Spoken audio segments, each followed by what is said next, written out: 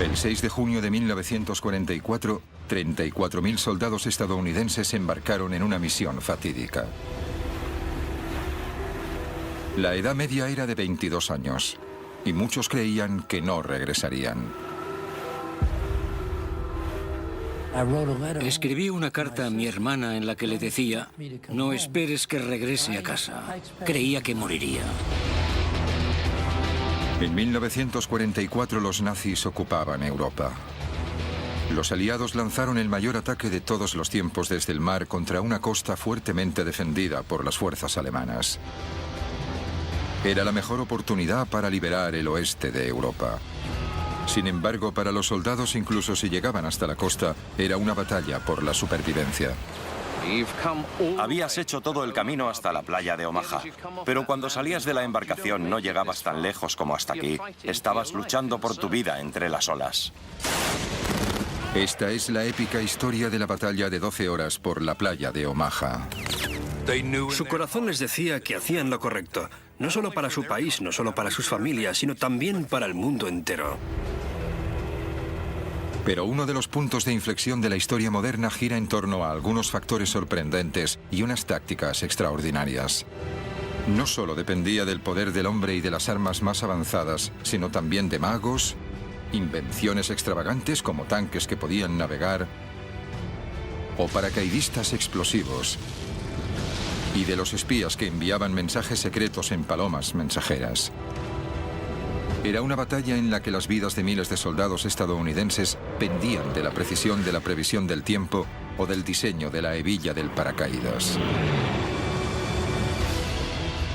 A pesar de los ingeniosos instrumentos tácticos y de las estrategias, a lo largo de una desprotegida superficie de arena de un centenar de metros, las armas más poderosas de la guerra siguen siendo el liderazgo y la valentía.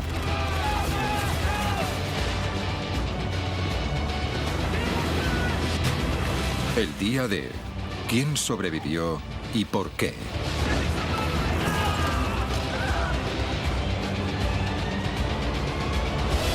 El día del desembarco.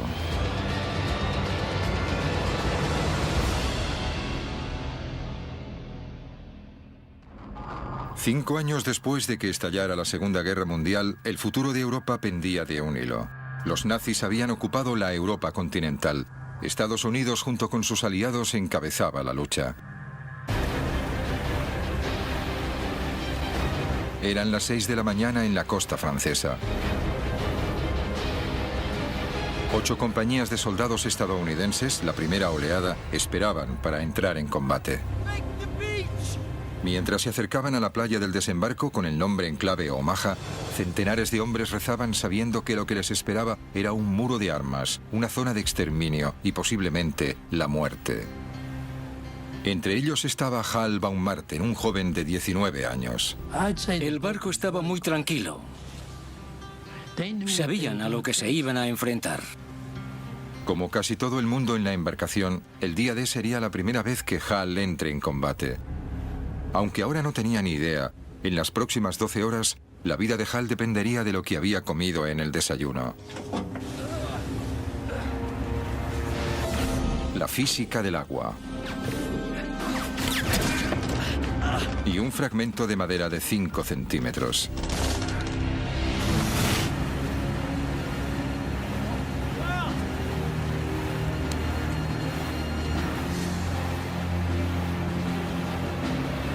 Justo un año antes, Hal estaba estudiando en la Universidad de Nueva York. Era un prometedor jugador de béisbol. Entonces fue reclutado. Escribí una carta a mi hermana. No esperes que vuelva a casa. Creía que moriría. Una de las razones por la que Hal quería luchar era por su fe. Soy judío y había visto todas las noticias. Los alemanes iban de pueblo en pueblo y obligaban a las personas a llevar las estrellas de David. Como todos los soldados judíos, a Hal se le dio la opción de cambiar su placa. De ese modo, si era capturado, podía evitar la persecución nazi. Pero Hal tenía otras ideas. Dibujé una gran estrella de David en la parte trasera de la chaqueta con las palabras El Bronx, Nueva York, escritas alrededor. Así no tendrían ningún problema en identificarme. Hal y sus compañeros se dirigían a la playa de Omaha.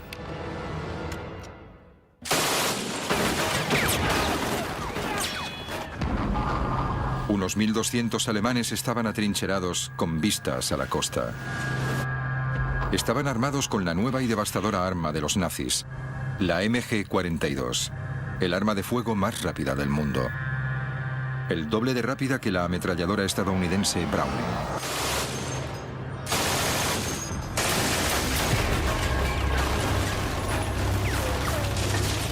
La MG-42 era tan rápida que no se podían escuchar los disparos por separado. Se la conocía como la cremallera de Hitler porque producía un ruido parecido a desgarrar ropa. La cadencia proviene de su diseño revolucionario. En cualquier arma, las balas están colocadas en un cerrojo.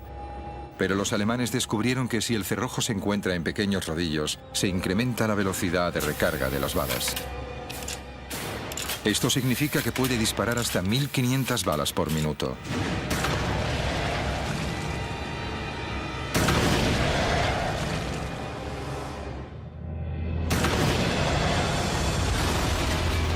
Eso eran 25 proyectiles por segundo dirigiéndose a una velocidad de 3.200 kilómetros por hora hacia el barco de Hal. Pero aquí no había solo una MG-42, había 5. Eso significaba que el bote de sal podía ser alcanzado por 125 proyectiles cada segundo. Cuando un soldado usa tácticamente esa ametralladora del modo correcto, es una verdadera pesadilla. Una de las primeras cosas que tienes que hacer en el combate es buscar la ametralladora del enemigo e inutilizarla. Inutilizarla inmediatamente. Hal y los otros hombres debían inutilizar esas armas.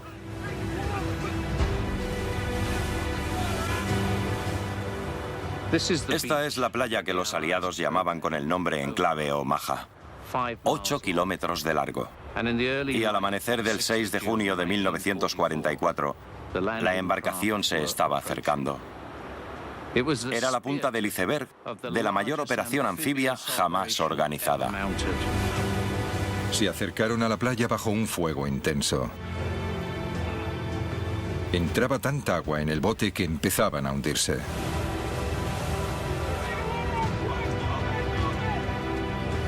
Y los bandazos desencadenaron otro problema: los mareos.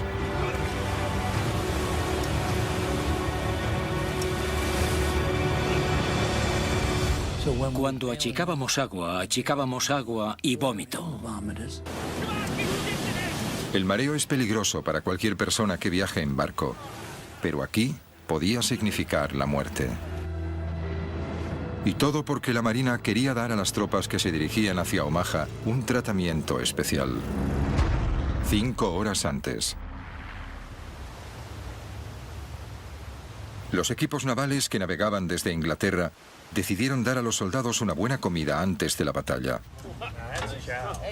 Un buffet de bistec, cerdo, pollo, salchichas, alubias, bacon, huevos, helado, dulces y donuts. Todo digerido con café.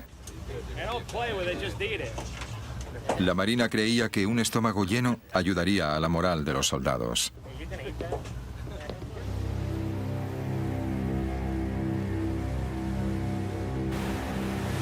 Hal se saltó el desayuno y solo comió una barrita de chocolate. Para los demás, el festín había sido la última comida de los condenados a muerte. Diría que el mareo afectó al 60% de sus capacidades de lucha. Al llegar a la playa de Omaha, muchos estaban debilitados. Y ocurría en el peor momento.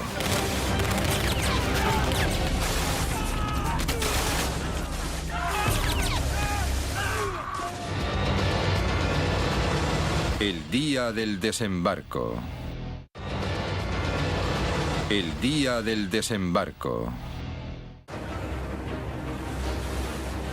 Día D. 6:38 de la mañana. Miles de estadounidenses desembarcaron en la playa de Omaha. Tenían frío, estaban cansados y muchos de ellos muy mareados.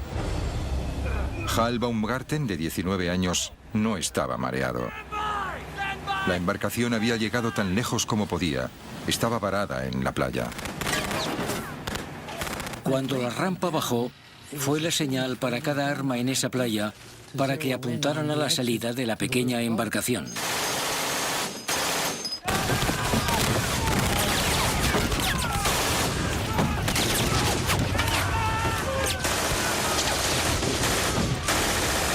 El fuego de las ametralladoras alemanas alcanzaba las rampas de salida de las embarcaciones, reduciendo sin piedad el número de hombres. La única posibilidad de supervivencia para ellos consistía en hacer lo que no debían hacer: saltar hacia los lados. Y me tiré al agua.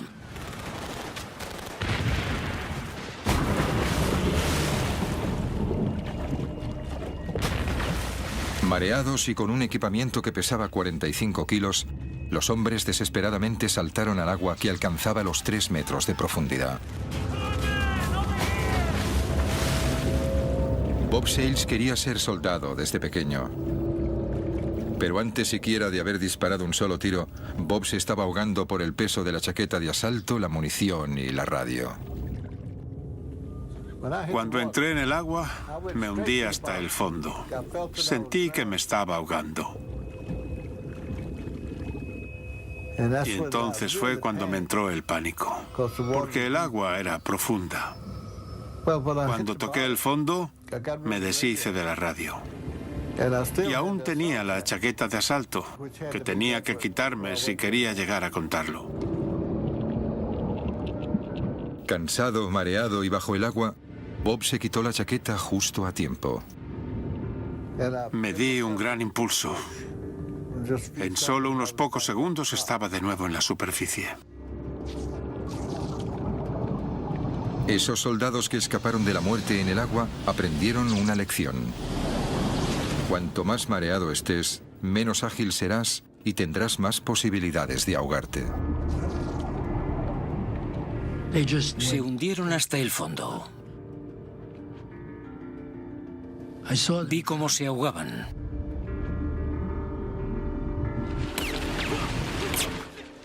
Hal solo comió una barrita de chocolate para desayunar y no estaba mareado. Pero como todos los soldados que no se habían ahogado, se enfrentaba a otro peligro en el agua. El incesante torrente de proyectiles que se dirigían hacia ellos a 900 metros por segundo. Sobrevivir a ese caos dependía de la física, porque ahora era el agua lo que podía salvarlos.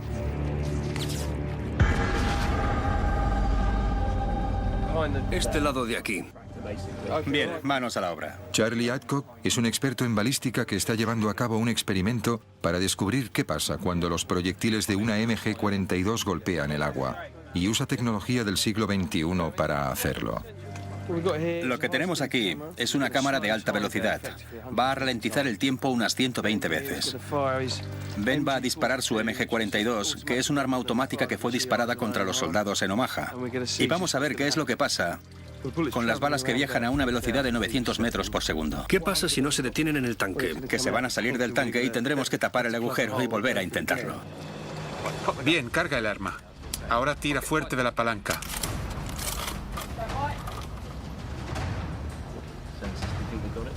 Tres, dos, uno.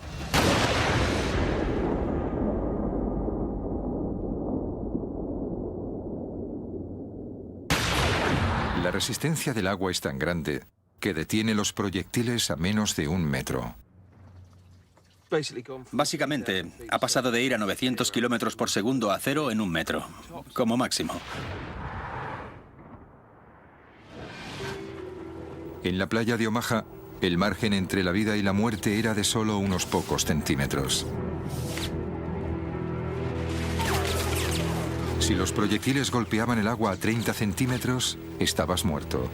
A 1 metro o más, estabas a salvo.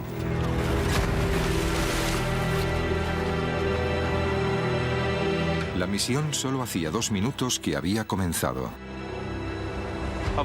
De los 1.450 soldados que llegaron con la primera oleada a la playa de Omaha, se estima que más de un tercio fueron bajas durante la primera hora. En solo 120 segundos, estos hombres se han enfrentado a la ametralladora más devastadora del mundo. Muchos escaparon de la muerte saltando de la embarcación para ahogarse bajo el peso de su propio equipamiento.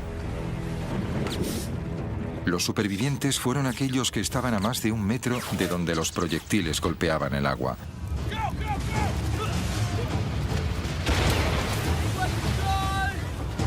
Hal Baumgarten estaba entre los afortunados. Seguía vivo 2 minutos después de haber desembarcado en la playa de Omaha. Era un panorama horrible. Era surrealista porque el agua estallaba a mi alrededor. Los proyectiles iban cayendo. Las minas se detonaban. Había gente que salía despedida por el aire. Pero no había llegado mi hora.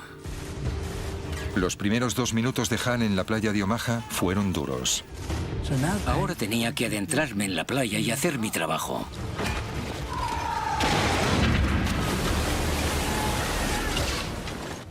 Eran las 6:42 de la mañana, 10 minutos después del desembarco. Las cosas iban muy mal.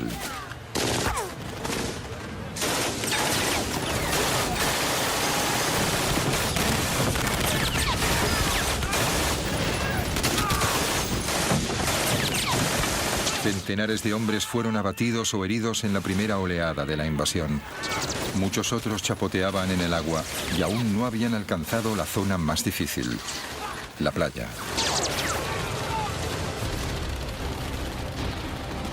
Los hombres tenían que cruzar una playa expuesta al incesante fuego de las ametralladoras. Era una zona mortal de unos 300 metros, la longitud de 3 campos de fútbol. En cada sitio se enfrentaron a peligros diferentes. Durante los primeros 182 metros tenían que pasar por diferentes obstáculos. A partir de los 240 metros había un dique e hileras de alambradas. Y luego estaban los campos de minas con unas 17.000 minas. Finalmente, después de 300 metros, alcanzaban las dunas de la parte trasera de la playa. Solo entonces podían empezar a atacar a los alemanes. Era muy surrealista. Estabas cruzando la playa, lo habías visto en películas, pero nunca te había ocurrido. Esto era lo que me estaba sucediendo. La infantería estaba sola y desprotegida en la playa, pero había un plan para ayudarles, con tanques. Si los aliados podían poner tanques en la playa por delante de los soldados, podrían darles cobertura y atacar las defensas alemanas. Pero la embarcación que llevaba los tanques era vulnerable. Ellos mismos necesitaban un modo de conseguir que los tanques llegaran a la playa. Así que los inventores aliados concibieron una idea ingeniosa. Un tanque sumergible, es decir, un tanque DD. Un vehículo de asalto anfibio. El tanque DD fue una idea alocada que surgió de repente en medio de una época de guerra. Fue un artilugio de Rube Goldberg. Era un tanque Sherman normal, conducido con propulsores en el agua, con una pantalla de lona sujetada por cilindros neumáticos. Y lo más increíble de esto es que funcionó. En los meses anteriores al día D se probaron los tanques anfibios y pasaron las pruebas con éxito. Se usarían para alcanzar la costa durante el asalto, surgiendo del agua para sorprender a los alemanes. Al comienzo del día D, los tanques se encontraban a 5.500 metros de la costa, en una gigantesca embarcación. Uno de los comandantes de los tanques era el sargento Don Lucy, de 24 años. Era el más joven de los 6 hijos de una gran familia irlandesa de California. Don era un gigante de 1,80 m que amaba a su pastor alemán Duke. Todo el mundo conocía a Don como Babe. El trabajo de Don consistía en hacer que un tanque DD alcanzara la playa de Omaha, uno de un grupo de 32. Una vez en la playa, debería de haber un tanque cada 45 metros, lo que proporcionaba cobertura a la infantería. Pero había un problema. Las olas alcanzaban los 2 metros. Los tanques anfibios no se habían probado bajo estas condiciones. Habían trabajado en un lago o un muelle tranquilos, pero era algo completamente diferente cuando el mar estaba revuelto. Era casi un suicidio, pero los planificadores no tenían elección. En las semanas antes del día D, los aliados habían reunido en secreto un gran ejército al sur de la Gran Bretaña. Cualquier retraso incrementaba las posibilidades de que los alemanes descubriesen su plan. Mientras tanto, la meteorología había sido mala durante días con fuertes rachas de viento y precipitaciones. Los aliados no podían lanzarse bajo esas condiciones. Necesitaban que mejorase y pronto. Fueron malas noticias para los planes de los aliados porque la invasión no podía esperar. Los alemanes descubrirían pronto los planes. Era un gran problema. De repente, desde el Atlántico Norte llegó información secreta. Barcos especiales. No estaban aquí para luchar, sino para medir el viento y la presión atmosférica. Ofrecían pistas sobre el tiempo que iba a hacer a 3.200 kilómetros de distancia, en el Canal de la Mancha. Enviaron poca información, pero crucial. Las previsiones sugerían una tregua. Un día en el que el tiempo mejoraría ligeramente. El 6 de junio.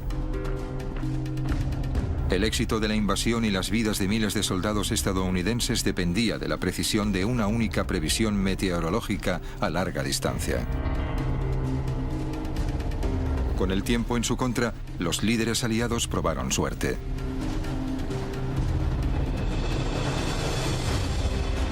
El 6 de junio el tiempo mejoró, pero los mares aún estaban revueltos. Entre estas olas, a 5 kilómetros de distancia de la costa, la embarcación de Don Lucy envía los tanques DD.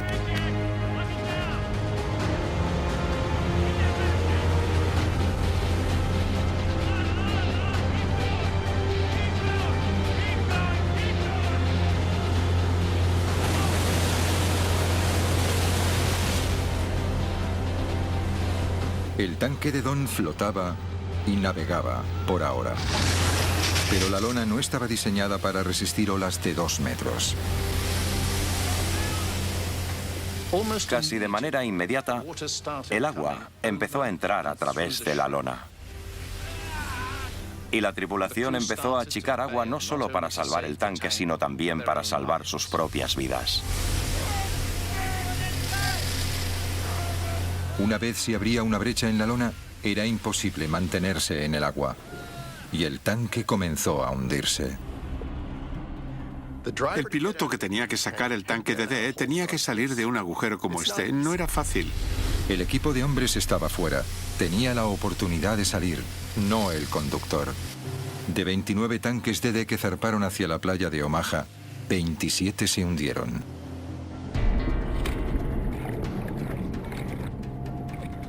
De los otros tanques que alcanzaron la playa, la mayoría fueron destruidos.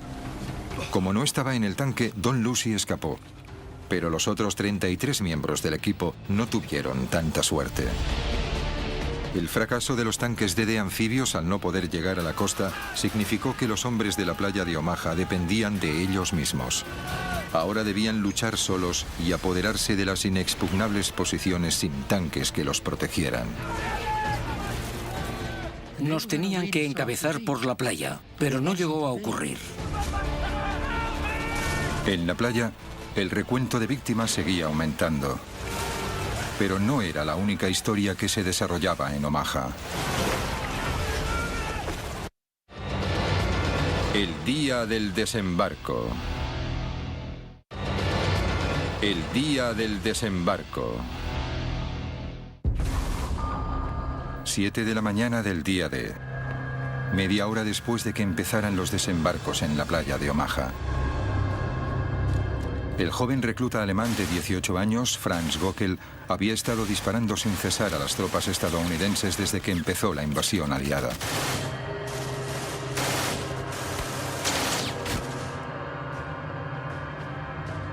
Göckel disparaba desde un búnker con vistas a la playa. Era parte de una red de 14 posiciones fortificadas construidas en lo alto de las dunas. Un producto de las previsiones militares alemanas.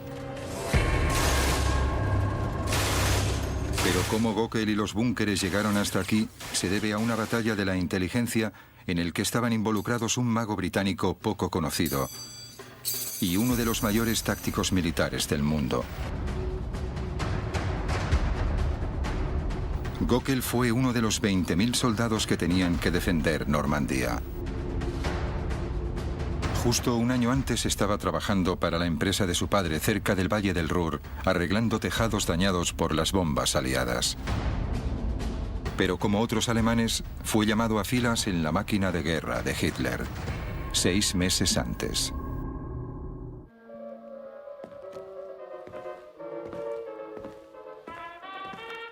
Para Franz Göckel, este búnker también era un hogar. Dentro de este puesto de guardia de cemento, sus camaradas y él dormían, comían, escuchaban música y se relajaban.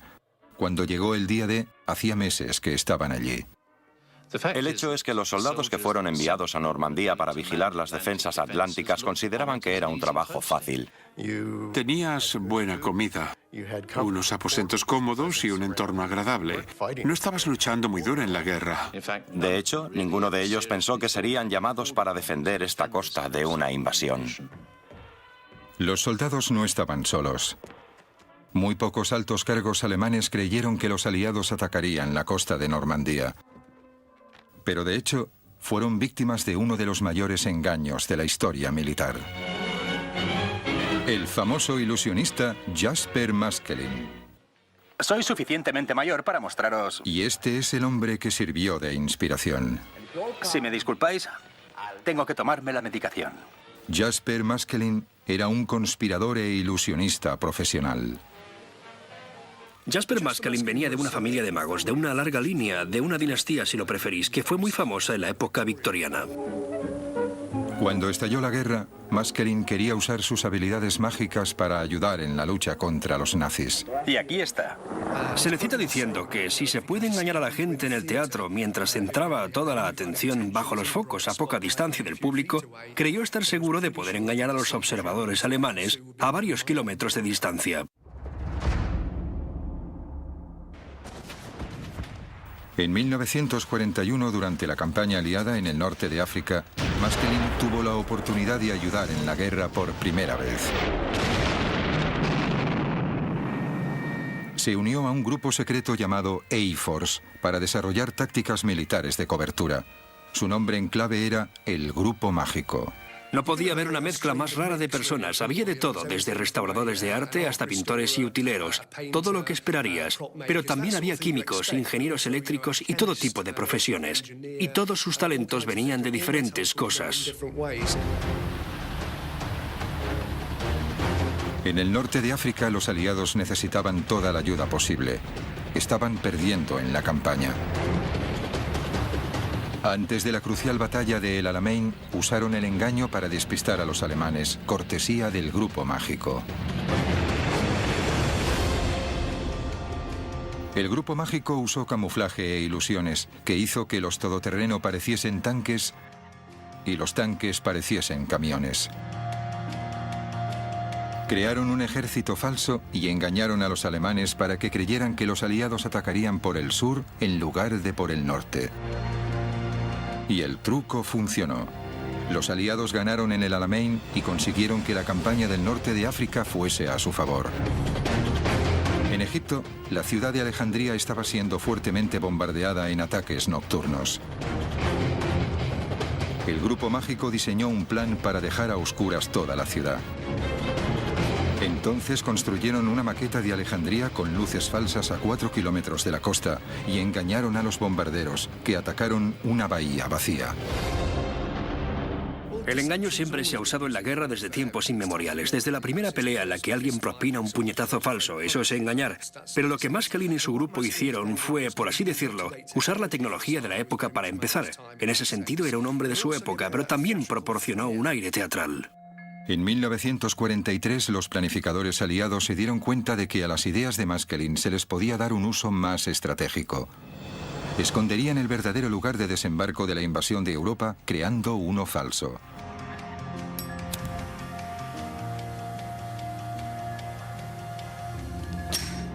Los aliados querían invadir las playas de Normandía, pero para reducir las defensas alemanas, elaboraron una táctica compleja al sugerir cruzar el Canal de la Mancha por la zona más estrecha, el Pas de Calais.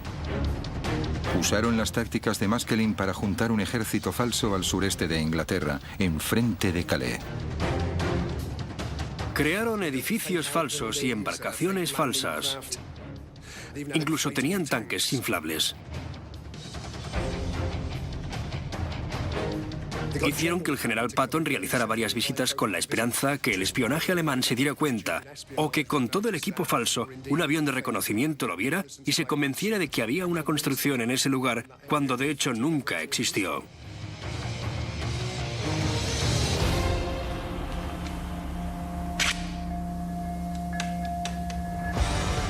Los alemanes cayeron en la trampa de los aliados. En los meses anteriores al día D, el mando nazi desplazó la mayoría de sus divisiones de tanques y gran parte de su infantería de Normandía hacia el Pas de Calais, a 240 kilómetros de distancia. El engaño de los aliados funcionó perfectamente. Los alemanes dejaron parte de una división para defender la playa de Omaha. Franz Gockel pertenecía a una pequeña fuerza de 600 hombres, pero no por mucho tiempo.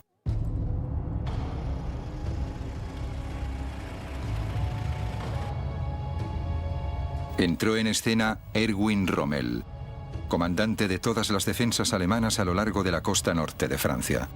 Rommel era el hombre del saco para los aliados. Tenía unas capacidades tácticas terroríficas. Tenía la capacidad de entrar en la mente de sus oponentes. En algunos aspectos era como el mismísimo diablo.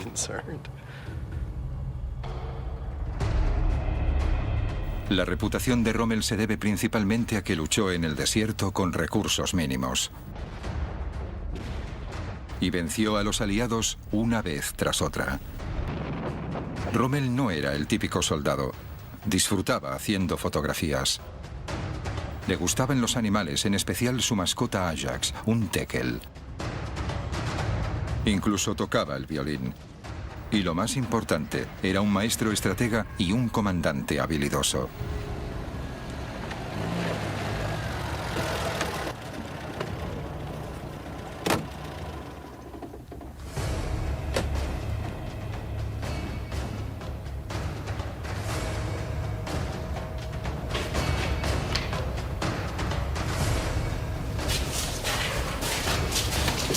Rommel era conocido por ser muy autoritario con sus tropas y sacar lo mejor de ellos. En Omaha, Rommel tuvo un déjà vu.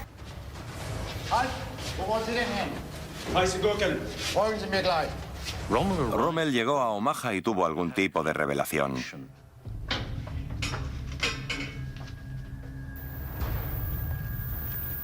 Le recordó a otra playa que había conocido. Era Salerno.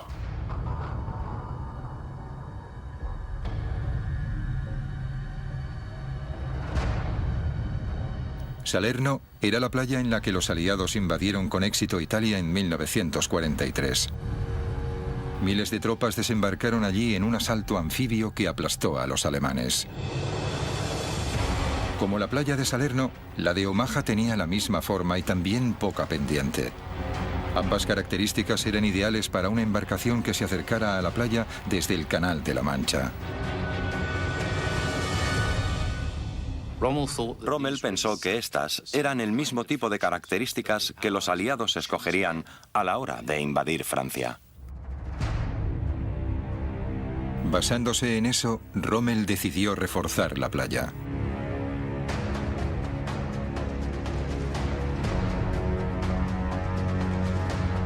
Durante los siguientes meses, la playa de Omaha sufrió una transformación. Los búnkeres se mejoraron para convertirlos en fortificaciones. En apenas 6 meses, Rommel incrementó el número de obstáculos defensivos en la playa hasta los 3.700, uno cada 2 metros. Y luego envió más tropas a Omaha, muchos veteranos de guerra, doblando el número de defensores hasta los 1.200.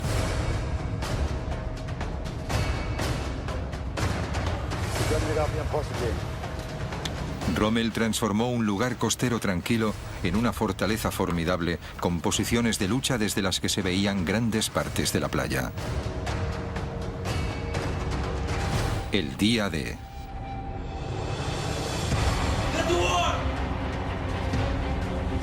El 6 de junio de 1944 se confirmaron las sospechas de Rommel.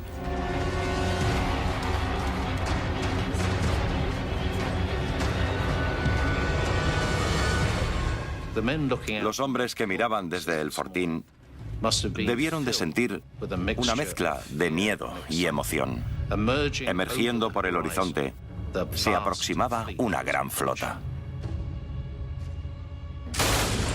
Las 7:05. Había pasado más de media hora desde el comienzo de la mayor invasión anfibia de la historia. Desde las nuevas fortificaciones reforzadas, Franz Göckel disparaba tan rápido como le permitía su arma. No sabía cuántos hombres había matado hasta que los cuerpos empezaron a ser arrastrados a la playa. Era el día D y la muerte se decidía en un combate de ingenio. Inicialmente, los aliados consiguieron ocultar el lugar del desembarco a los alemanes. Pero las tácticas de Rommel eliminaron cualquier ventaja que hubieran ganado gracias a este engaño, con consecuencias devastadoras.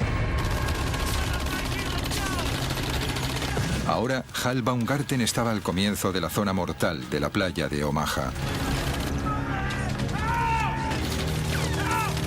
En medio del caos, Hal vio a Robert Garvett, su mejor amigo en el ejército.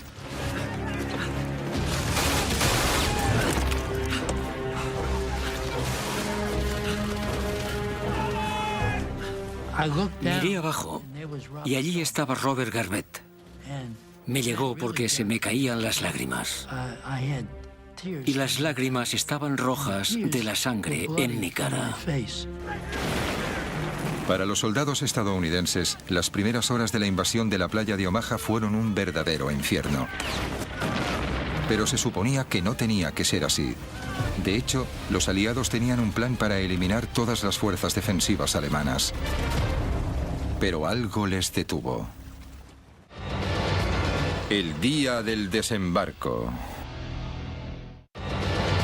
El día del desembarco.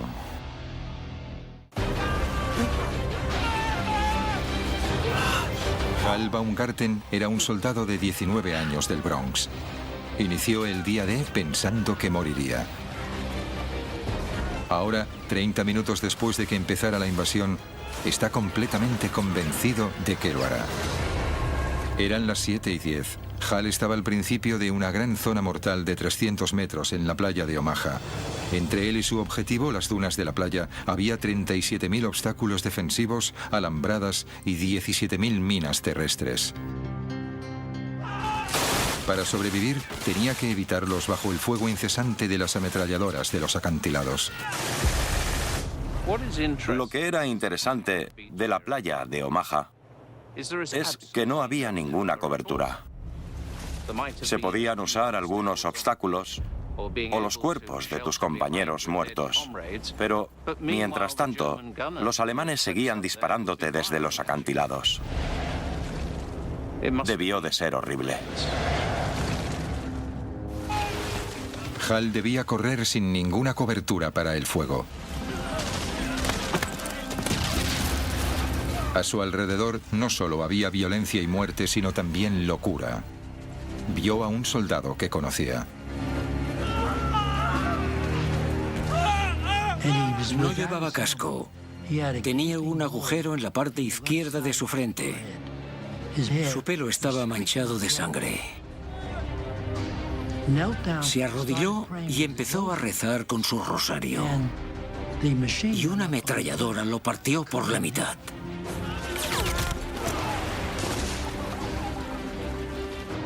Fue horrible. Era difícil ver partes de cuerpos de personas que conocíamos. Se podía oler la carne quemada. Había hombres que gritaban a sus madres. Era una escena horrible. Una escena horrible que estaba a punto de empeorar. Entre los otros testigos del caos había un joven médico, Virgil Mounds. Aunque no tenía 20 años, como la mayoría de soldados de la playa de Omaha, Virgil tenía un secreto. Era menor de edad. Virgil Mounds solo tenía 15 años. Mintió para poder alistarse. Cogió la licencia de su hermano. Nunca debió de haber estado allí. Pese a que debía estar de camino a casa tras salir de la escuela, Virgil fue responsable de salvar vidas en el campo de batalla. Los proyectiles empezaban a llegar. Bajo el fuego de la artillería pesada, el trabajo de Virgil consistía en vendar a los hombres heridos para que pudiesen seguir luchando. Llamé a los médicos para que le ayudaran y Virgil Mounds se levantó. Se dirigió allí. Es difícil hablar de él. Vino para intentar curar al hombre herido. Entre tanto, los proyectiles seguían llegando. Los alemanes disparaban cada minuto a los soldados en la playa. Cuando la bomba explotaba, se rompía en miles de fragmentos, algunos pequeños y otros grandes. Estos viajaban a una velocidad de 2.700 metros por segundo, devastador para soldados cercanos. Los fragmentos podían incluso pasar de un cuerpo a otro. Uno de los proyectiles que cayó estalló en pedazos que atravesaron el cuerpo de Virgil Mounds. Mounds murió al instante.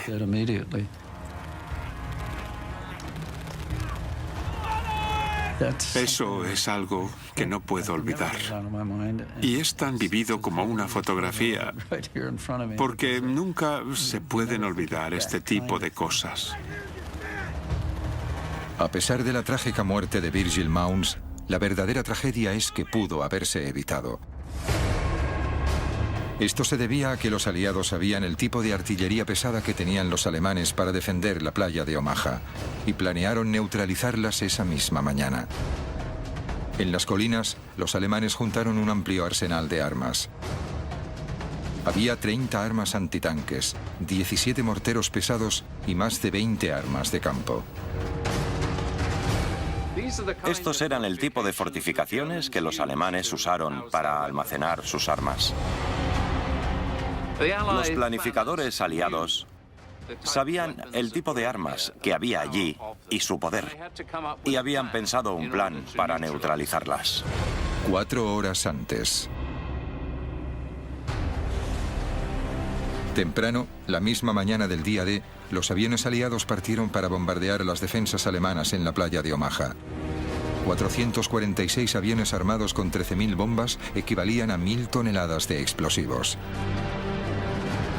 Prometía ser el mayor bombardeo de precisión de la historia. Las fuerzas aéreas eran tan precisas que podían acertar a un barril desde 3.000 metros de distancia, y esa era una oportunidad para demostrarlo. Pero con nubes bajas y densas, los bombarderos dependían del radar, un invento relativamente nuevo para atacar la costa. La Marina no confiaba en ellos y le preocupaba que las bombas impactaran en los barcos de los aliados que esperaban en el mar. Cuando los bombarderos pesados se aproximaron a la playa, la nube aún evitaba que pudiesen ver su objetivo actual. Como había la amenaza que se quedaran cortos y golpearan la flota cercana a la costa, les dijeron que se demorasen, que esperasen hasta que estuviesen encima de la playa, que esperasen entre 5 y 30 segundos y entonces soltaran las bombas. Una demora de unos pocos segundos podía cambiarlo todo. Para un bombardero a 3.000 metros de altitud y viajando a 240 kilómetros por hora, una demora de 5 segundos significaba que sus bombas podían fallar el objetivo por medio kilómetro. Una demora de 30 segundos y podía fallar por 2,5 kilómetros. Ese día se lanzaron 13.000 bombas, pero increíblemente ninguna impactó en la playa de Omaha ni en los búnkeres. Fue el mayor error de los planes aliados del día D. Oh, madre mía, nada funcionaba. Iba a ser uno de los peores días. Hal Baumgarten se encontraba al comienzo de una playa llana y expuesta. Y me dije a mí mismo, tengo que salir de esta playa. Solo había una manera de recorrer esa distancia. Estaba en buena forma. Estaba en el equipo de atletismo en la escuela y jugaba fútbol, así que estaba en buena forma. 300 metros para cobijarse. Hal necesitaba alcanzarlo tan rápido como pudiera. ¿Cuánto tardaría? Veámoslo con ropa más ligera. 65 segundos.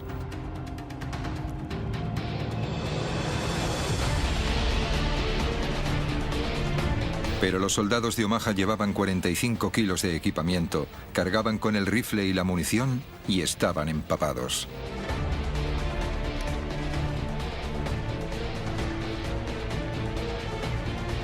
Un minuto y 30 segundos, un 50% más de tiempo, un 50% más de posibilidades de que le dispararan. Pero Hal estaba decidido. Tampoco tenía alternativa. Inició una carrera traicionera a lo largo de la arena. Estaba pensando, ¿qué sentiré cuando una bala me atraviese? ¿Qué se siente cuando te disparan?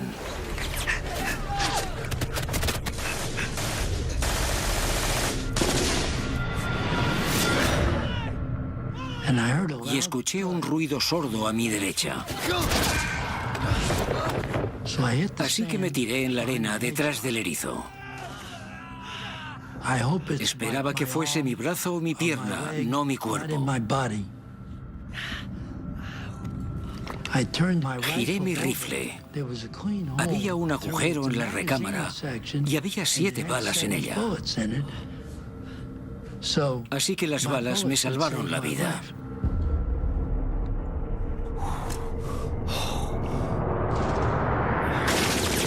Salvado por una recámara. Un gran golpe de suerte.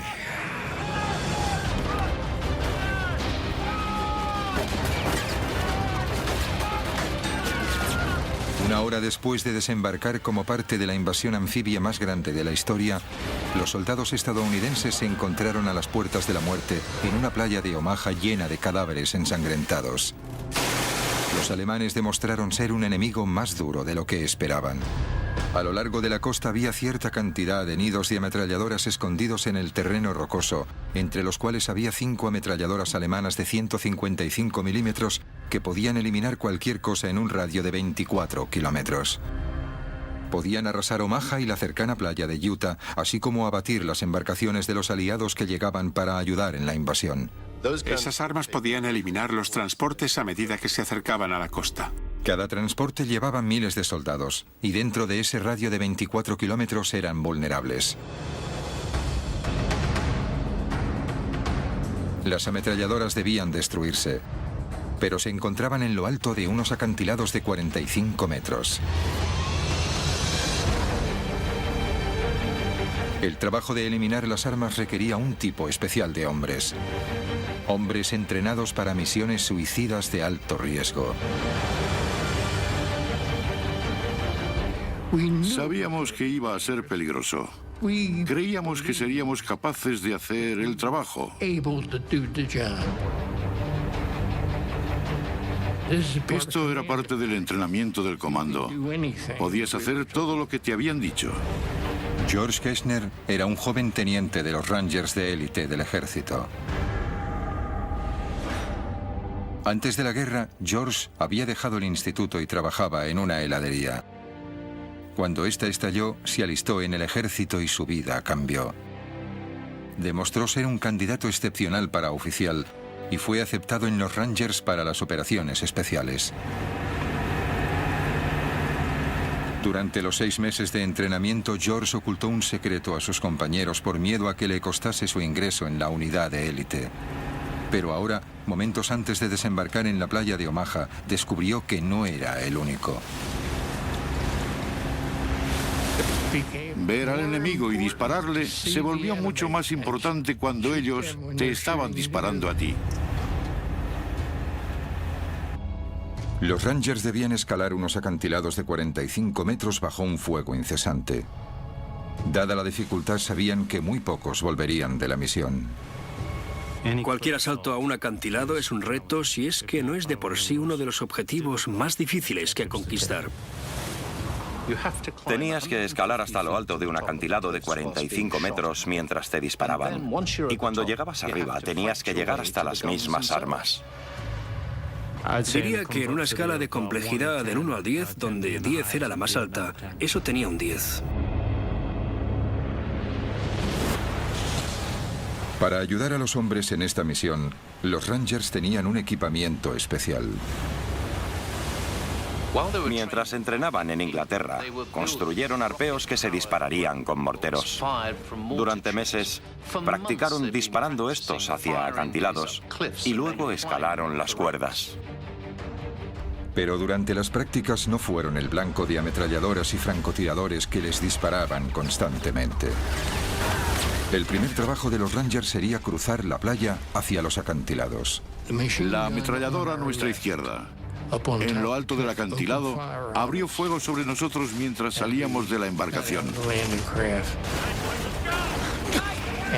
E hirieron a 2 hombres cerca de mí. De gravedad. Me dispararon en el costado. Y el médico miró y me dijo, te lo vendo y estará bien. No ha dado en nada importante. Nunca lo conseguiremos. Me giré y dije, esto es un gran error. Nunca conseguiremos subir esos acantilados. Mientras los proyectiles volaban por encima de ellos, los Rangers devolvieron el fuego. Montaron su arma secreta, el arpeo propulsado por cohete. Pero en el momento clave, el lanzamiento falló.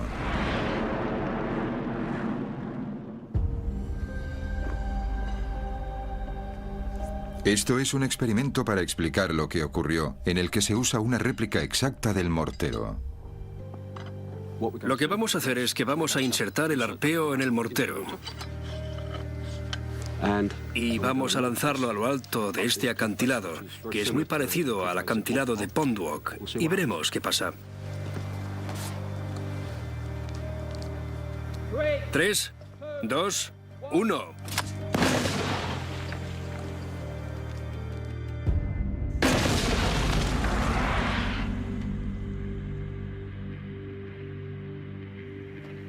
Igual que los morteros del entrenamiento de los Rangers, este lanza el arpeo y la cuerda por encima de los 45 metros de los acantilados. Pero en el día D, en Pondwalk, había una diferencia crucial. Esa mañana, los Rangers esperaron 3 horas en la embarcación antes de ir a la costa. Durante ese tiempo, las cuerdas se empaparon de agua del mar. Lo que haremos es mojar esta cuerda con agua para reproducir las condiciones que se dieron ese día.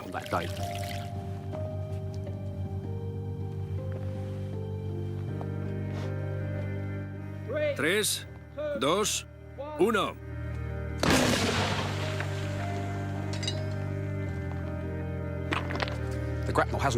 El arpeo no ha ido muy lejos. Es obvio que el hecho de que la cuerda esté mojada ha reducido la velocidad del arpeo en el aire.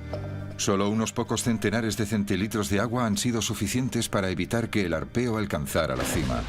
En Pondwalk fue la diferencia entre el éxito y el fracaso. Creo que eso es lo que ocurrió ese día. Este fue uno de los problemas que tuvieron. De las 60 cuerdas que tenían los Rangers, solo 19 estaban lo suficientemente secas como para alcanzar la parte superior de los acantilados. Kersner fue uno de los que subió las cuerdas inmediatamente. Solo me puse... Aunque la cuerda estuviese mojada, no me preocupaba. Posiblemente estuve subiendo unos 15 o 20 segundos.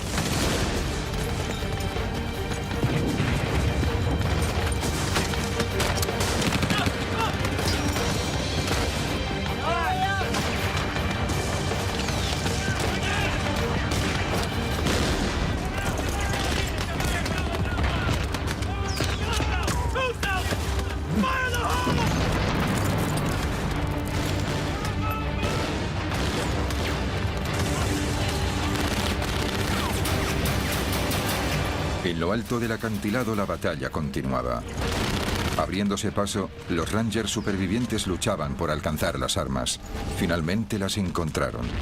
Pero Kershner y sus camaradas estaban a punto de ver algo que les sorprendería. Los Rangers habían luchado a través del fuego de las armas pesadas y hubo 20 bajas hasta llegar allí.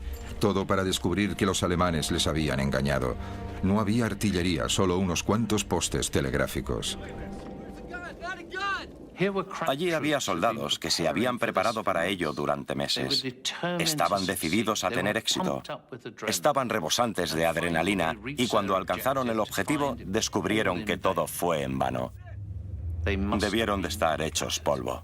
Ahora, los desmoralizados Rangers se daban cuenta de que se enfrentaban a un enemigo con un temible poder de fuego y que también eran habilidosos en el engaño. Un enemigo que estaba a punto de desplegar todo su arsenal en la playa de Omaha.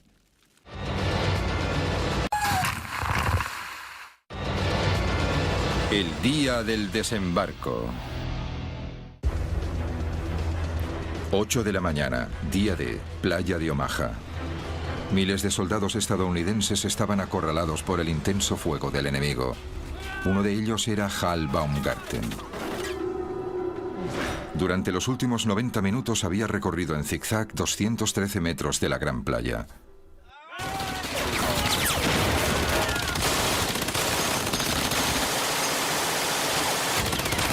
Durante ese tiempo, había visto a hombres ser abatidos por las ametralladoras. Casi se ahoga y escapó de la muerte por pocos centímetros. Ahora llegaba el bombardeo de la artillería. Era aterrador.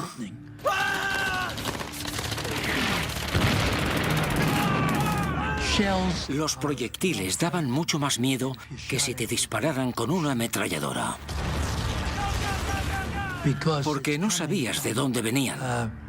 No sabías dónde iban a caer o si tu número estaba en ese proyectil. Así que era aterrador. Pero miré hacia arriba y les maldije. Y cuando hice eso, un proyectil de 88 milímetros explotó delante de mí. Hal fue alcanzado por la explosión. El fuego de la artillería hería y mataba de dos formas diferentes. Una era por la metralla, restos de metal calientes que volaban a 11.000 kilómetros por hora. Cuando un proyectil impactaba, lanzaba metralla incandescente hacia todas partes. Era como miles de balas que iban por todos lados al mismo tiempo y atravesaban cuerpos humanos con la misma facilidad que un cuchillo corta la mantequilla. La metralla era el peligro evidente de la artillería.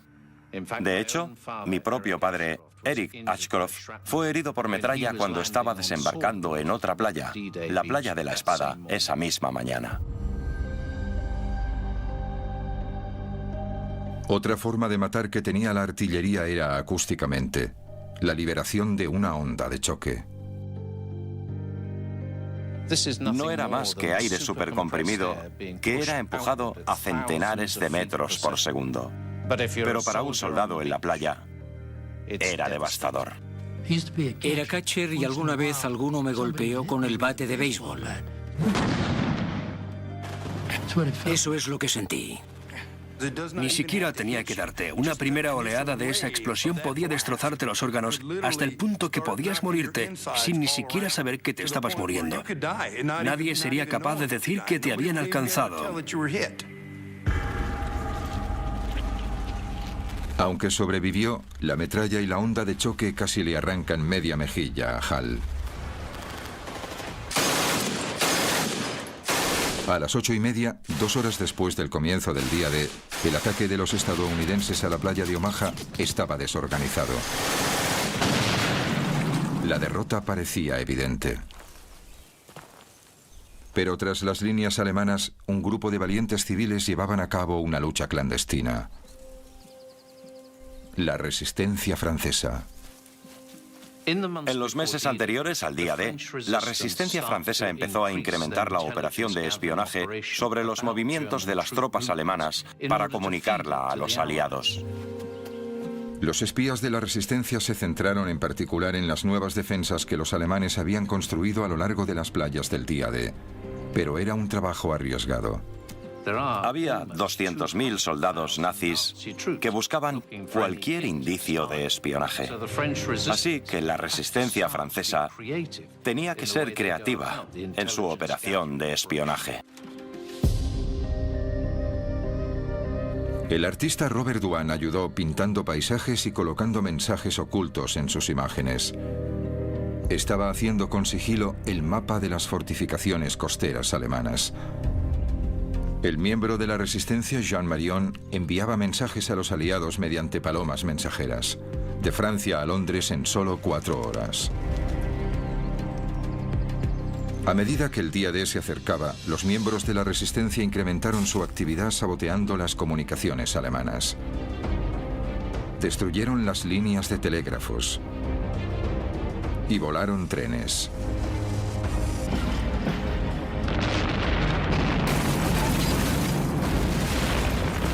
Pero a medida que la resistencia se hacía notar, los alemanes estaban cada vez más alerta.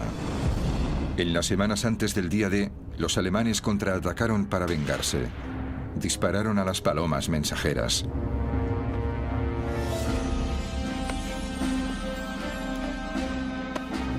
Luego capturaron a miembros de la resistencia y a ellos también les dispararon. En ese momento, la resistencia ya había causado mucho daño. En la playa, sin comunicaciones, los alemanes tenían dificultades para pedir refuerzos. Solo las fuerzas aliadas pudieron abrirse paso en Omaha.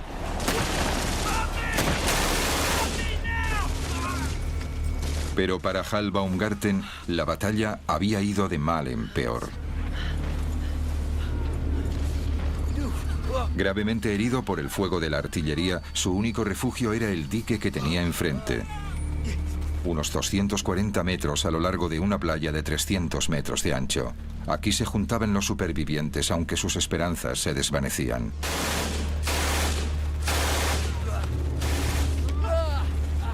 Éramos un equipo orgulloso. Estábamos bien entrenados. Estábamos bien disciplinados. Creíamos que nadie podría derrotarnos. Apilados allí había chicos muertos. Evidentemente había sangre y partes de cuerpos por todas partes. Era horrible.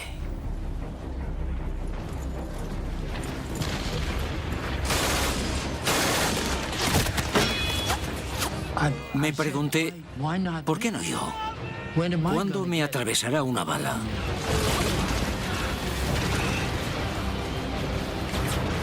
Las 9:30, playa de Omaha.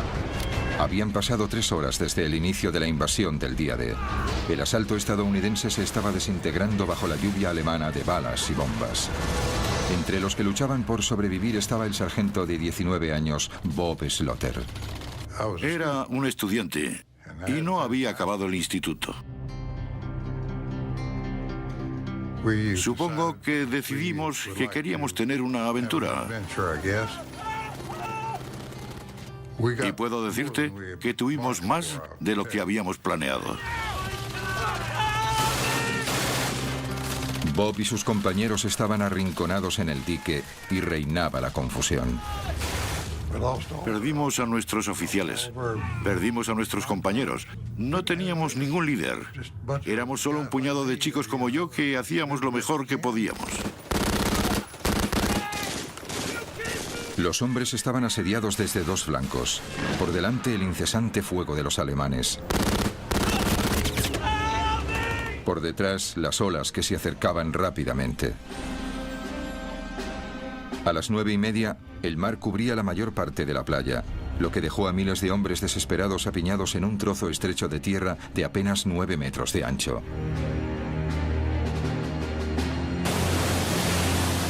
Asediados por el fuego, los hombres eran blancos fáciles para los artilleros alemanes.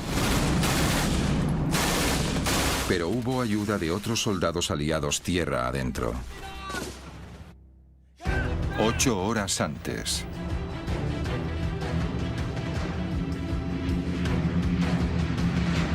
La noche antes del día D, más de 1.200 aviones partieron hacia Normandía.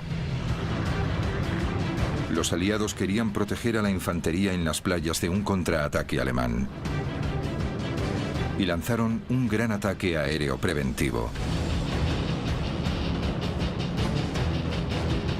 Era la primera oleada de paracaidistas.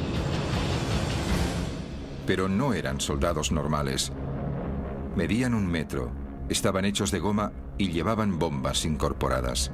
Los aliados lanzaron unos maniquís paracaidistas diseñados para engañar a los alemanes.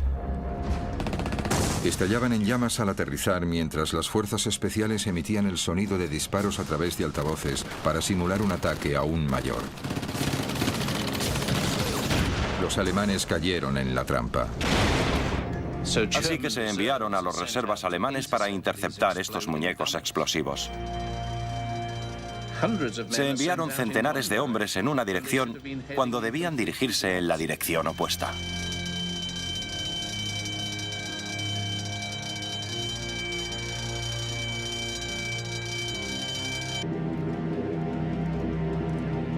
Ahora era el turno de los 13.000 verdaderos paracaidistas.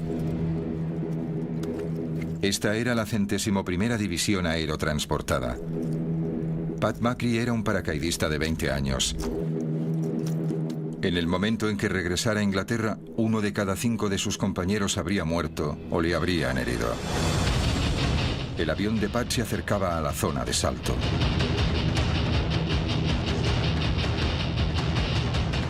El estado de ánimo cambió completamente. También el trayecto. El avión se movía mucho. Era errático. Giraba a la izquierda y luego giraba a la derecha. Y luego la munición trazadora y el fuego antiaéreo.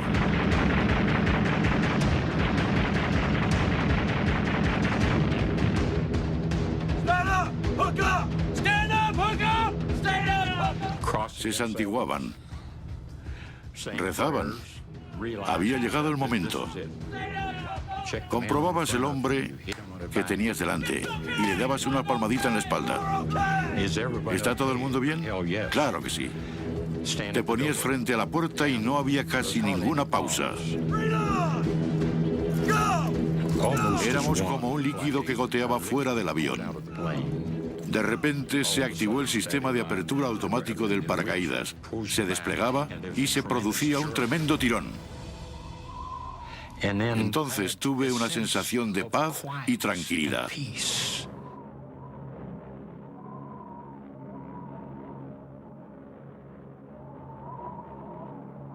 Lo que Pat no sabía es que el mayor peligro al que se enfrentaban los paracaidistas era algo que llevaban puesto. Y un plan elaborado por el comandante alemán Erwin Rommel.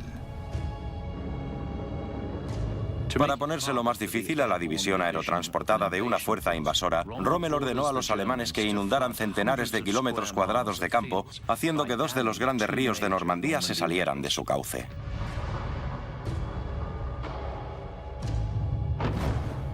Ahora, centenares de paracaidistas caían sobre el agua, muy peligroso para un salto normal. Estos soldados llevaban cada uno un equipamiento de 45 kilos. La supervivencia dependía de si podían escapar de su arnés. En el día D, los paracaidistas aliados aterrizaron en ambos lados de la cabeza de la playa. Los estadounidenses en un lado y los británicos en el otro. El equipamiento estadounidense tenía 3 hebillas y una correa. El británico, un único mecanismo de apertura rápido que les permitía salir de su arnés.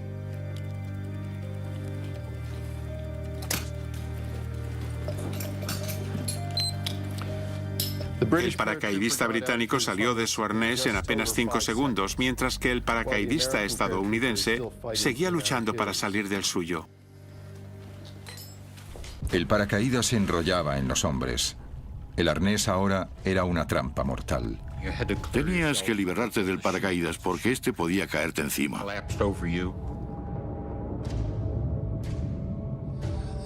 Si no hacías nada en pocos segundos, sería el fin de tu vida. No había ningún sistema rápido. Tenías que alcanzar el fondo y liberar una pierna y luego la otra. Era un peligro tremendo. De los 13.000 paracaidistas que saltaron, muchos centenares se ahogaron. Perdimos muchos soldados, buenas personas. Para muchos soldados, el diseño de su hebilla era la diferencia entre la vida y la muerte.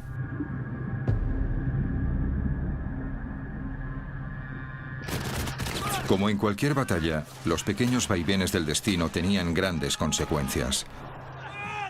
Pero en la playa de Omaha, una cualidad hallada en el campo de batalla estaba a punto de cambiar la historia.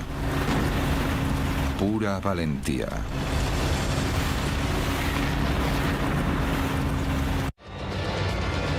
El día del desembarco.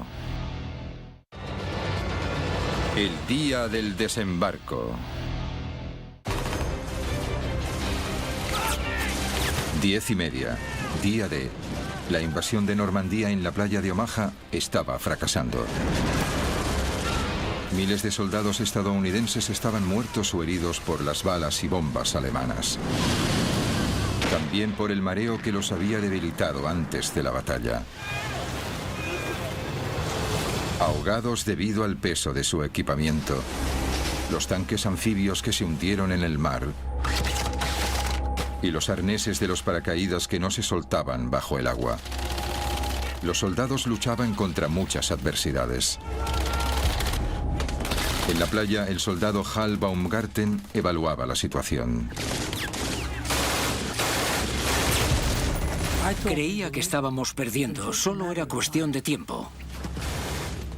Se me pasó por la cabeza que la invasión había fracasado.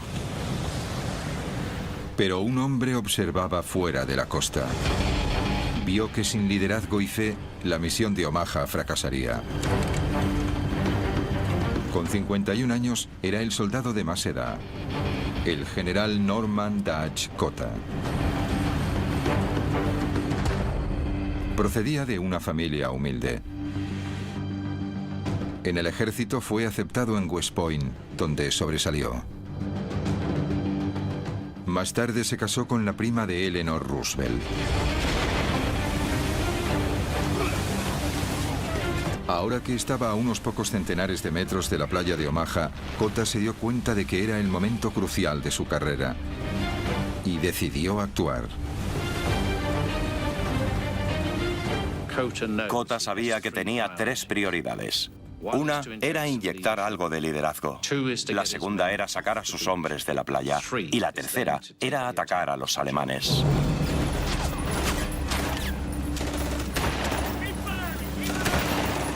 Una vez en tierra, Cotta tomó el control. De repente algunos de mis hombres dijeron: capitán, mira ese hombre de allí. Y miré la playa y a unos 90 o 140 metros había un hombre con un cigarro que estaba gritando a la gente de la playa. Era difícil de creer que hubiese alguien corriendo por la playa, porque seguían disparando. Incluso desde esa distancia parecía algo más voluminoso que la mayoría de nosotros. Y nos preguntamos, ¿quién será? El hombre no temía a nada.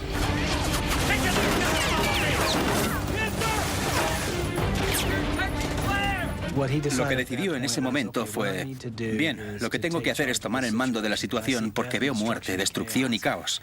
Y tengo que hacerme cargo porque nadie lo hace. Cotta estaba de pie hablando, animando a la gente, transmitiendo algo de su bravura a ellos. Dijo que no podíamos quedarnos, teníamos que ir tierra adentro. Mientras se alejaba de mí, se giró y me dijo: sé que no me vas a decepcionar. Pero el liderazgo también requería estrategia.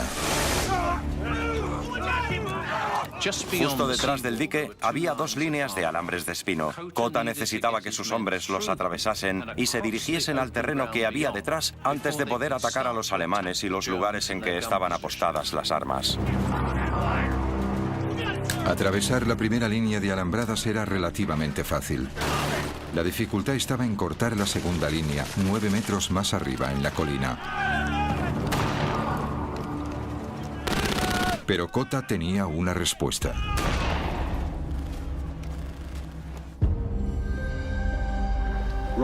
Lo que tenemos aquí es un torpedo Bangalore. Es parecido a los que los Rangers usaron en la playa en 1944. Y como puedes ver, tiene dos partes. La primera parte es un tubo de acero como este. Está lleno de 35 kilos de TNT. Puedes ver que tiene una punta como de bala que le ayuda a pasar a través de alambres de espinos. Esta es la segunda parte. Como puedes ver, esta parte se junta con el extremo de esta otra y ayuda a atravesar las defensas que vas a hacer estallar. Para los soldados bajo el fuego enemigo, la velocidad era clave. El torpedo Bangalore debía atravesar las alambradas rápidamente. Es la hora de probar el arma.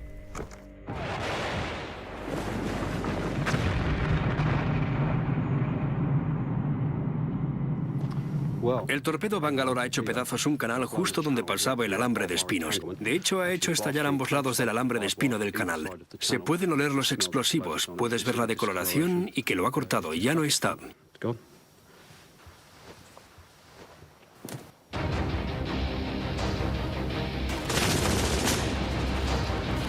El torpedo Bangalore podría hacer el trabajo para Kota y sus hombres, pero debían colocarlo en posición.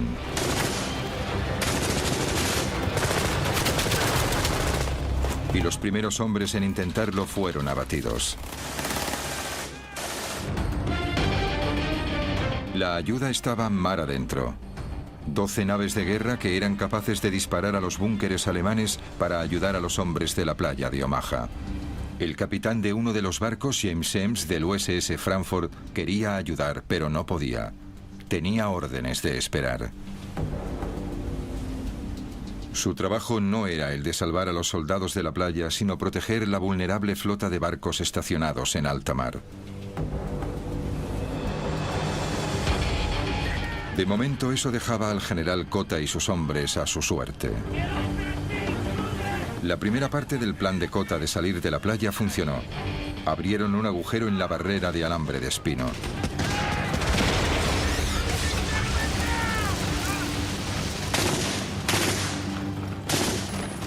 Pero esperándoles en lo alto de la colina había una ametralladora MG-42 que disparaba 25 balas por segundo.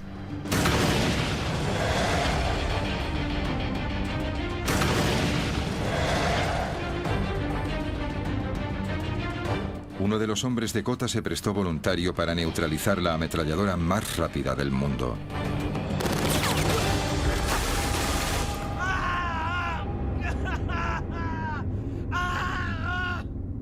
Imagina que eres Kota. Por segunda vez te encuentras en un momento crítico. Un hombre ha recibido un disparo y grita agónicamente. Tus otros soldados te observan y dudan. ¿Qué harías?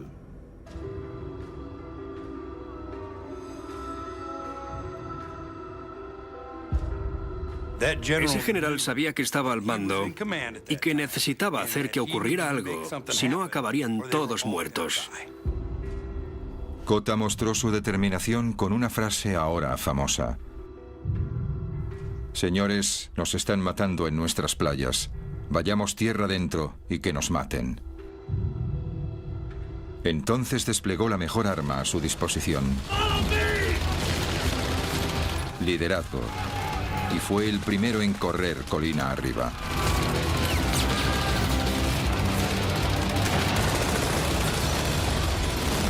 La decisión de un comandante conllevó una acción que inspiró a sus hombres. Demostró ser un punto de inflexión en la batalla por la playa de Omaha.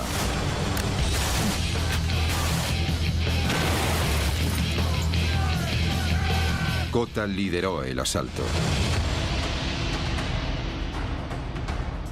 Mientras tanto, a 16 kilómetros de la costa, se estaba tomando otra decisión importante. En los barcos de la flota del día D, algunos oficiales intentaban seguir la batalla. Como muestran estas imágenes de la playa, había centenares de hombres muertos o heridos en la arena o en el agua. Los oficiales estaban a punto de rendirse. A media mañana, estaban pensando si desplazar otros soldados que habían dejado en otra playa. Los oficiales se enfrentaban a un dilema estratégico. utilizar sus destructores para proteger los barcos o usarlos para atacar a los alemanes en la playa. Empezó a llegar la información de que los soldados empezaban a abrirse paso a través de las líneas alemanas. Después de horas esperando, finalmente los comandantes de la Marina dan la orden de atacar. Se le permitió al comandante James Semmes del USS Frankfurt dirigirse a toda velocidad hacia la costa. Semmes llevó al Frankfurt tan cerca de la playa que se arriesgó a tocar el casco contra el fondo marino. Justo a 730 metros de la costa, el Frankfurt se puso de costado y disparó. Empezaba el ataque. El proyectil pasó por encima de mí. Escuché un silbido. Y luego, ¡boom!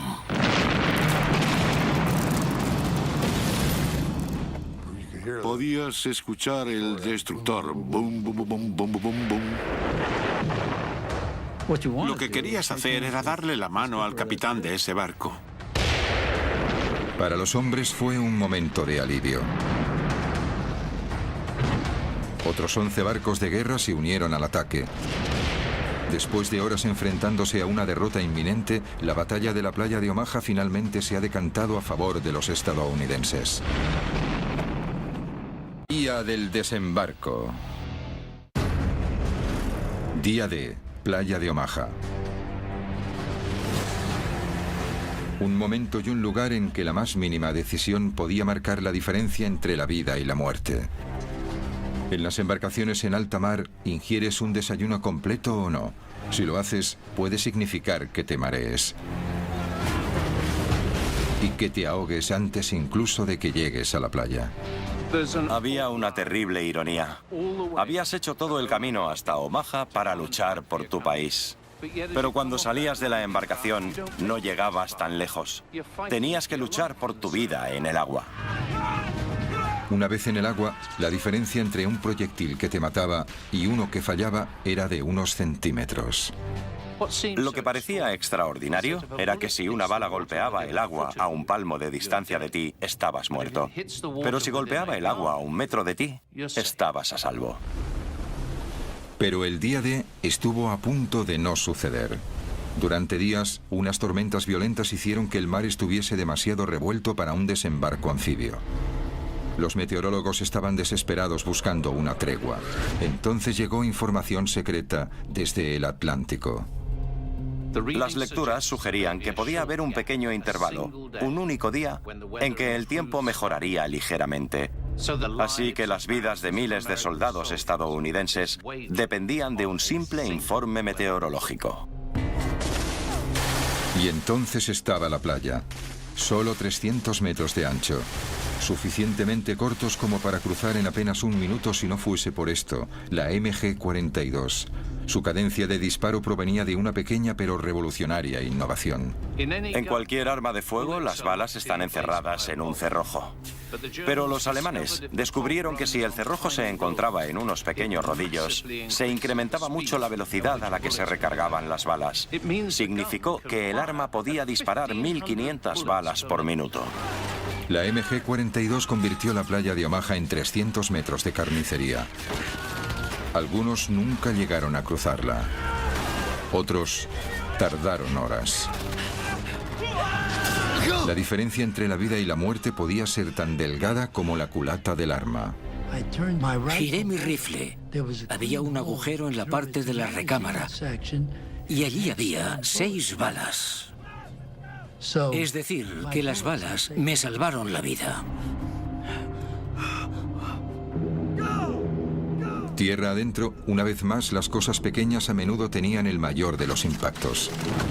Un arnés de paracaídas mal diseñado provocó que los paracaidistas se ahogaran en los campos inundados.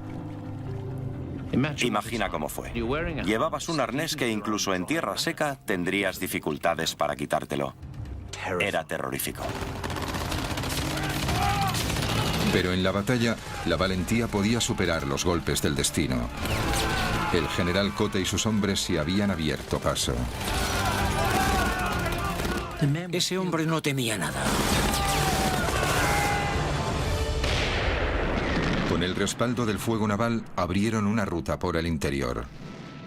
Un ejército de hombres podía por fin entrar en Francia. Y empezó la liberación del oeste de Europa.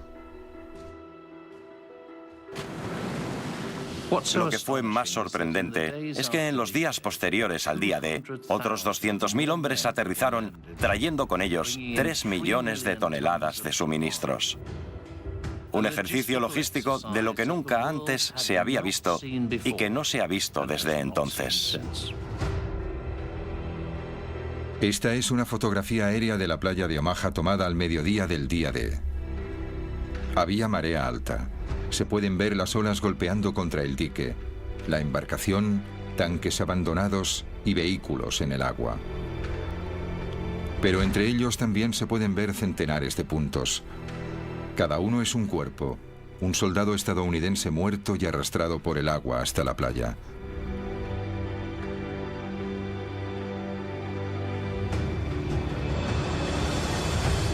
Durante las siguientes 24 horas, el soldado Hal Baumgarten resulta herido en otras 4 ocasiones, 5 veces contándolas todas. Se recuperaría de las heridas, pero otra seguiría persistiendo. Me sentía culpable por sobrevivir porque me iba diciendo, ¿por qué yo? Mucha gente cuando reza a Dios dice, ¿por qué yo? ¿Por qué tengo esta enfermedad? ¿Por qué no me ayuda Dios? Pero en mi caso era todo lo contrario. Decía, ¿por qué yo? ¿Por qué ellos murieron y yo sobreviví? Nadie sabe con exactitud cuántos soldados estadounidenses murieron en la playa de Omaha. Los historiadores estiman más de 2.000 y al menos otros tantos heridos. Y Omaha fue solo una de las 5 playas en las que los aliados desembarcaron ese día. En total hubo unas 10.000 bajas entre los soldados aliados. También murieron 4.000 alemanes, así como 3.000 civiles franceses. El día D fue una gran causa, quizá la más grande, pero para los países involucrados tuvo un precio muy alto, con vidas que fueron muy cortas y futuros que acabaron demasiado pronto. Esos hombres siempre serán jóvenes para mí. ¿Ves? No son tan mayores como yo. Seguirán siendo jóvenes. Serán tan solo unos chicos yendo detrás de las chicas, bebiendo cerveza y pasándolo bien.